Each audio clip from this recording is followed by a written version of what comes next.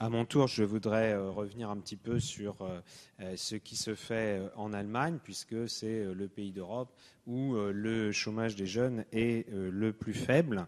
Et bien sûr, il y a les données démographiques. C'est un des pays d'Europe qui a la démographie la moins dynamique, mais il y a d'autres pays qui sont dans ce cas, et pour autant, ils n'ont pas les mêmes performances en termes d'emploi des jeunes.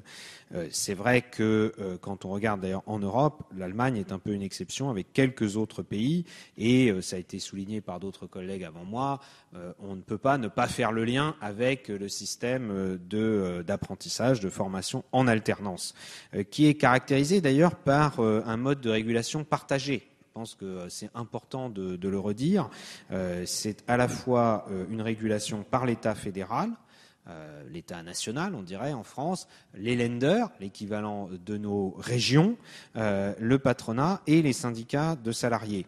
Et si on peut dire que peut-être le système fonctionne bien aussi grâce au tissu économique dans lequel il y a beaucoup de petites et moyennes entreprises et d'entreprises de taille intermédiaire, beaucoup plus qu'en France, la négociation sociale est également plus performante, on le sait bien, la tradition du compromis social entre les employeurs et les salariés est également plus grande, mais ça a été dit aussi, le partage des rôles est assez clair et la partie théorique de la formation est assurée et financée par les Länder, donc l'équivalent des régions pour ce qui nous concerne en France, et la partie pratique par les entreprises. Et la formation n'est pas forcément spécifiquement axée sur les besoins stricto sensu des entreprises, mais sur les compétences requises pour exercer les métiers, les différents métiers qui peuvent ensuite, bien sûr, se déployer dans les entreprises.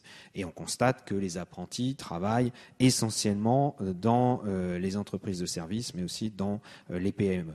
Alors, bien sûr, on ne va pas chercher à copier le modèle allemand, justement parce que les caractéristiques de l'économie allemande, le système institutionnel et social allemand n'est pas le même en France, mais pour autant, cela pourrait être une source d'inspiration.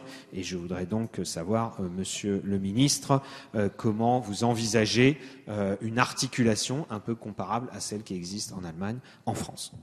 Merci, Monsieur le Ministre. Oui. Monsieur le député de Rugy, Monsieur le Président, j'ai effectivement rencontré avec ma collègue Andrea Nahles, je me suis rendu dans une mission locale allemande pour voir comment ils agissaient concrètement pour lutter contre un des mots français, à savoir le nombre de décrocheurs du système éducatif français. 140 000 chaque année qui sortent de l'éducation sans même un certificat d'aptitude. Et donc, c'est très en amont, c'est très jeune qu'à l'école même, il y a des personnes qui vont accompagner des jeunes qui sont pressentis comme pouvant décrocher dès l'âge de 14-15 ans.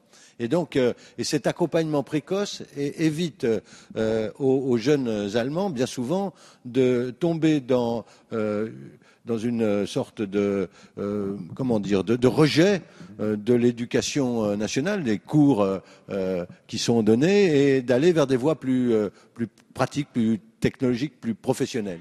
Et donc, c'est un système dont on devrait s'inspirer en cette partie, en tous les cas, car ça produit effectivement beaucoup d'effets. Mais il faut bien voir que ce n'est pas, et on revient au problème psychologique qu'on a évoqué, ce n'est pas une voie de garage pour eux que de choisir la voie de l'apprentissage et de l'entreprise.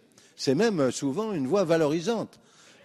Pour nous, on veut souvent remettre des enfants qui sont déjà des décrocheurs, les remettre dans le cycle scolaire. Or, justement, ils n'en veulent pas, et c'est pas comme ça qu'ils veulent avancer. C'est par l'apprentissage et la reconnaissance. Donc, il y a cet effort à porter ensemble. La société doit porter, on l'a dit, pour expliquer cela. Et puis, il y a effectivement, Michel Lipgott l'a évoqué tout à l'heure, vous l'avez dit, il y a de nombreux projets transfrontaliers qui existent entre notre pays et l'Allemagne. J'ai eu l'occasion d'ailleurs d'aller mettre en place un service commun de Pôle emploi entre la Lorraine et la Sarre, puisque c'était à Sarrebruck même. Et donc, j'ai eu l'occasion de voir que finalement nos deux cultures d'approche n'étaient pas si éloignées que cela, même si je trouve que les chefs d'entreprise allemands sont plus respectueux des demandes d'emploi qui leur sont adressées, parce qu'ils répondent à tous les CV qu'ils reçoivent. Les petits dossiers qui leur sont envoyés, eh bien, il y a une lettre de réponse qui est envoyée à chaque demandeur d'emploi. Combien en France de chefs d'entreprise ne répondent même pas à un CV qui leur est adressé? Donc il y a aussi des choses à apprendre de ce côté-là. Et puis, j'ai pas le temps de développer plus longtemps, je le regrette, mais je partage votre sentiment.